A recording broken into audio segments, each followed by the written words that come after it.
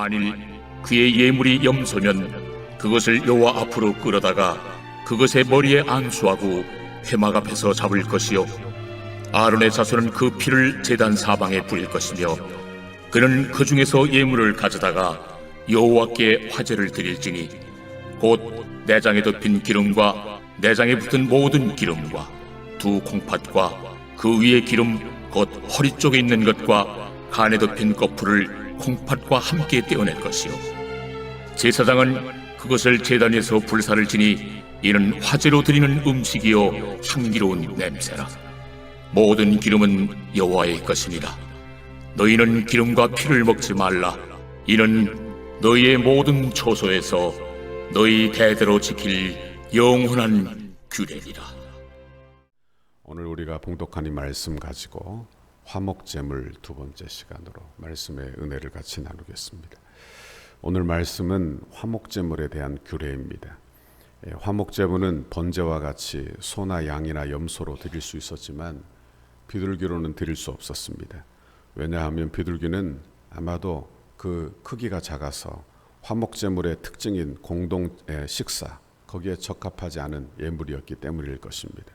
화목제물은 또한 암컷 수컷 구별 없이 하나님 앞에 드릴 수 있었고, 그리고 번제는 전부를 태워 하나님께 드렸다면 화목제는 기름과 콩팥 부위에만 태워서 하나님께 드리고 나머지는 고기는 일단 제단에 드렸다가 다시 거둬서 가슴과 우편 다리는 제사장과 성막에서 봉사하는 사람들에게 주었고 그 나머지는 드린 사람과 가난한 사람과 함께 나누어 성막들에서 먹던 제사, 이것이 바로 화목제입니다.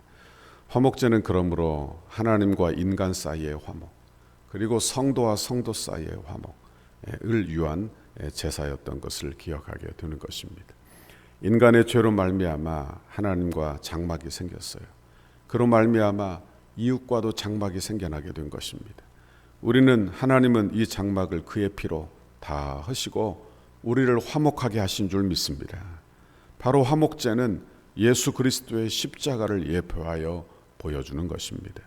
에베소서 2장 14절 그는 우리의 화평이신지라 둘로 하나를 만드사 원수된 것 곧 중간에 막힌 담을 자기 육체로 하시고 이 둘로 자기 안에서 한 새 사람을 지어 화평하게 하셨다. 그렇게 말씀합니다. 여기에서 둘은 유대인과 이방인을 의미합니다. 유대인과 이방인 사이에 큰 담이 있었어요. 그런데 이 담을 우리 주님이 하셨다 이렇게 말씀하고 있는 것입니다. 그 둘을 하나로 만드셨다는 거예요. 이 말은 이방인이 유대인 됐다 이런 뜻이 아닙니다. 여러분, 이 둘을 만들어 새 사람, 화평하게 하는 새 사람, 거듭난 새 사람, 여러분 하나님의 천국 백성을 만들었다 이런 뜻이 되는 것입니다.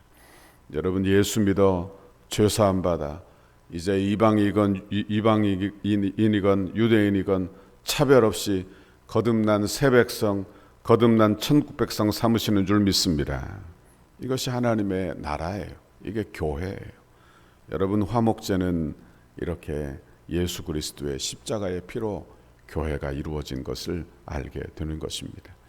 화목제는 번제를 통해서 속죄를 받은 성도가 하나님과의 교제를 더 깊이 하는 제사이기도 했습니다. 화목제, 화목이라는 뜻은 기쁨, 행복이라는 뜻입니다. 과거, 현재, 미래에 있어서 하나님이 베푸신 은혜에 감사하는 제사, 감사하는 제사. 앞으로도 하나님과 계속 그런 좋은 관계를 유지하겠다는 일종의 서원. 그러니 화목제는 감사제이기도 하고 서원제이기도 한 것입니다. 우리는 이제 화목제를 드리기 위하여 소나 양이나 염소를 끌고 교회에 오지 않아도 됩니다.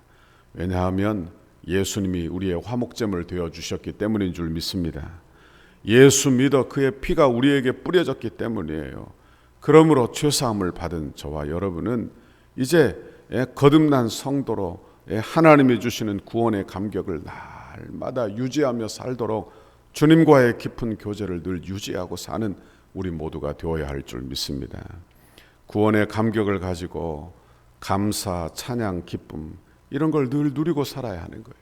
신앙생활은 우리가 이렇게 감사하고 찬양하고 기쁨으로 여러분 하나님께 늘 화목제로 하나님 앞에 드리는 그런 성도의 삶이 우리 가운데 늘 있어야 할 줄 믿습니다. 빌립보서 4장 4절 주 안에서 기뻐하라. 항상 기뻐하라. 내가 다시 말하노니 기뻐하라 했습니다.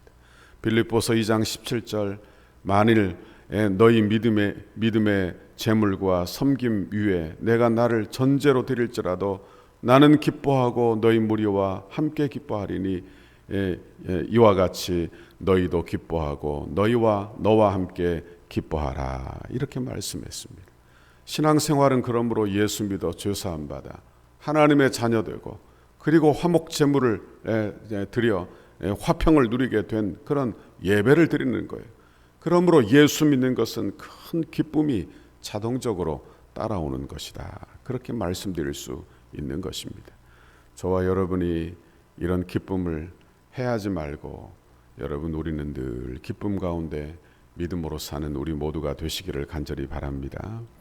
그러므로 예수 믿는 것은 내가 예수 믿어 그저 예수 믿어 천국 가면 구원이 완성됐다. 내가 예수 믿으면 그것이 예수 믿는 것으로 완성됐다. 이게 아니라 우리 안에 화목이 계속 이루어져야 하고 계속해서 그것을 누려야 한다 하는 것입니다. 하나님과의 화목을 누리고 계속해서 하나님과의 깊은 교제 가운데 거하고 여러분 그런 은혜를 저와 여러분이 날마다 누리는 우리 성도의 삶이 되시기를 간절히 바랍니다. 화목제는 그러므로 성도의 삶이라 그렇게 말씀드릴 수 있는 거예요. 초대 교회 예배 자체는 그러므로 축제예요. 잔치였어요. 사도행전 2장 46절에 보니까 날마다 마음을 같이하여 성전에 모이기를 힘쓰고 집에서 떡을 떼며 기쁨과 순전한 마음으로 음식을 먹고 하나님을 찬미하며 또 온 백성에게 칭송을 받으니 주께서 구원받는 사람을 날마다 더하게 하시니라. 교회는 이렇게 화목의 공동체인 줄 믿습니다. 그래서 어떻게 되느냐? 큰 기쁨과 감사가 여기에서 나오고 음식을 먹고 그리고 찬미하고 온 백성에게 칭송을 받고 그래서 교회가 날마다 부흥하게 되는 그런 은혜를 우리에게 주시는 줄 믿습니다. 우리 교회가 새 성전에 입당해서 이렇게 하나님 주시는 화목의 공동체로 그렇게 화목제가 늘 우리 가운데 이렇게 우리 가운데 교제로 또 하나님과의 교제로 늘 이어지는 축복이 임하시기를 바랍니다. 레위기 7장에 보면 화목제를 드리고 화목제를 집전한 제사장에게 가슴과 뒷다리를 주도록 했습니다. 그리고 그것이 그들의 소득이 되게 했어요. 그리고 나머지는 드린 자의 가족과 가난한 자들이 함께 나누어 먹도록 했던 것입니다. 그러니까 제사를 드리고 음식을 나누어 먹는다. 이게 무슨 뜻이겠어요? 이건 서로 연합이 된다. 이런 뜻이 되는 것입니다. 그러니까 하나님과 연합이 되고 이웃과 연합이 된다. 이게 바로 교회 모습이요 성도의 모습이라는 것을 우리가 알게 되는 것입니다. 그래서 예수님은 마태복음 5장에 예물을 제단에 드리려다가 내 형제에게 원망 들을 만한 일이 생각나거든 예물을 제단 앞에 두고 먼저 가서 형제와 화목하고 그 후에 와서 예물을 드리라 이렇게 말씀했어요. 왜 이런 이야기를 하고 계실까요? 우리의 예배가 바로 하나님과의 관계에서만 끝나는 것이 아니라 이웃과의 관계로 흘러간다는 것이기 때문에 그렇다 하는 것입니다. 여러분 하나님으로부터 받은 재물을 나누어 먹듯이 우리도 지금 우리가 소유한 것들을 나누고 그리고 교회 안에서 음식을 나누고 성찬을 나누고 하나님의 축복을 받고 기쁨을 나누는 그런 예배 이것이 바로 저와 여러분의 예배인 줄 믿습니다. 그러므로 성도끼리 서로 불화하거나 미워하거나 담을 쌓는다면 하나님이 십자가를 통해서 허무신 것을 다시 쌓는 그런 결국이 되니 하나님이 절대로 기뻐하지 않으신다 하는 것입니다. 여러분 우리가 이 세계 인류를 다 가슴에 품을 수는 없지요. 우리가 해외에 나가 그 나라 전체를 다 품을 수는 없습니다. 그러나 교회 안에서 이웃과 성도를 가슴에 품을 수는 있지 않겠는가. 그렇게 용서할 마음으로 기도할 수 있지는 않겠는가 하는 것입니다. 여러분 우리에게 이런 귀한 마음을 늘 허락해 주시기를 간절히 바랍니다.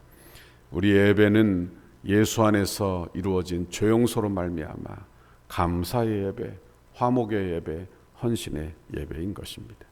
우리가 서로 화목할 때 우리의 신앙생활은 더 깊은 관계로 들어가는 거예요. 여러분, 그 더 깊은 교제 가운데 들어가게 되는 것입니다. 그러나 화목하지 않으면 그 관계가 막혀요. 교제가 딱 막히게 된다, 그런 말씀입니다. 여러분, 부흥도 가로막히고 신앙생활도 가로막히고 예배도 가로막히게 된다 하는 말씀입니다. 여러분, 항상 기뻐하고 쉬지 말고 기도하고 어떻게 이렇게 신앙생활을 할 수 있을까요? 그것은 바로 화목을 유지하는 길인 줄 믿습니다. 예수 믿는 것은 이렇게 화목을 누리는 것인 줄 믿습니다. 로마서 14장 17절, 하나님의 나라는 먹는 것과 마시는 것이 아니요 오직 성령 아래 있는 의와 평강과 희락이니라. 그러므로 19절, 그러므로 우리가 평화의 일과 서로 덕을 세우는 일을 힘쓰나니, 이렇게 말씀하고 있습니다. 여러분, 우리 예배가 하나님의 화평으로 시작이 되었다면 성도의 교제로 온전하게 되는 줄 믿습니다. 그게 예배예요. 여러분, 오늘 하루도 화평함을 이루도록 힘쓰고 그리고 기도하고 그리고 하나님의 은혜 받아 평강을 누리는 저와 여러분의 오늘 하루의 신앙생활이 다 되시기를 바랍니다. 오늘도 하나님의 은혜로 성령으로 충만하여져서 주님의 몸된 교회를 세우고 주님을 기쁘시게 하는 우리의 오늘 하루가 되시기를 주님의 이름으로 축원합니다. 기도하겠습니다.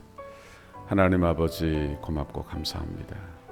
오늘도 하나님의 귀한 말씀 우리에게 들려주시며 아버지, 하나님이 이루신 그 화목이 이웃의 화목으로 이어져야 할 것을 우리에게 가르쳐 주시니 감사합니다. 하나님, 예수 믿어 하나님의 은혜가 우리 교회 안에 충만하게, 하나님 화목제 성도의 삶이 하나님 우리 교회 안에 우리 안에 충만하게 나타나도록 주여 긍휼과 은혜를 베풀어 주시고 주님 함께하여 주옵소서. 하나님 아버지, 우리 주님 우리를 위하여 십자가 지시기까지 그렇게 우리를 화목하게 하셨는데 우리도 이 땅에 살면서 우리 주님의 십자가를 바라보며 우리도 애를 쓰고 힘을 써 화목함을 이루도록 주여 긍휼과 은혜를 베풀어 주옵소서. 감사합니다. 예수님 이름으로 기도하옵나이다. 아멘.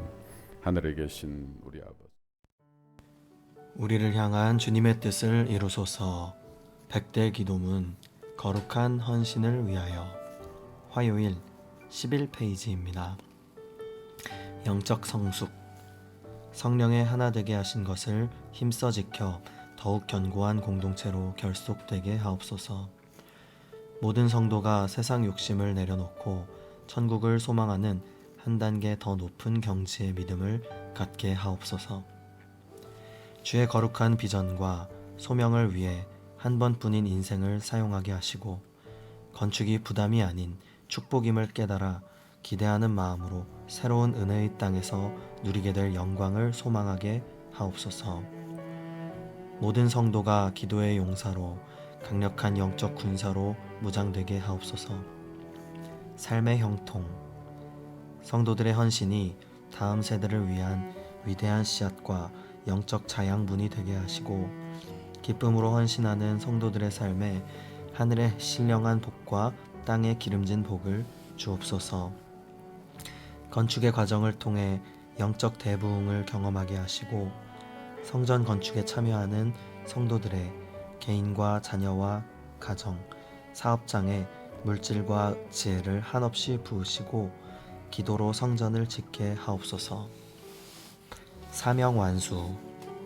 성전 건축의 모든 과정을 통해 온 성도들이 가슴 깊이 교회를 사랑하고 간절한 마음으로 새 일을 기대하며 꿈꾸게 하시고 시대와 민족과 교회 앞에서 하나님의 주신 사명임을 깨달아 영아부에서 장년부까지 온 교회가 한 마음으로 달려가게 하옵소서.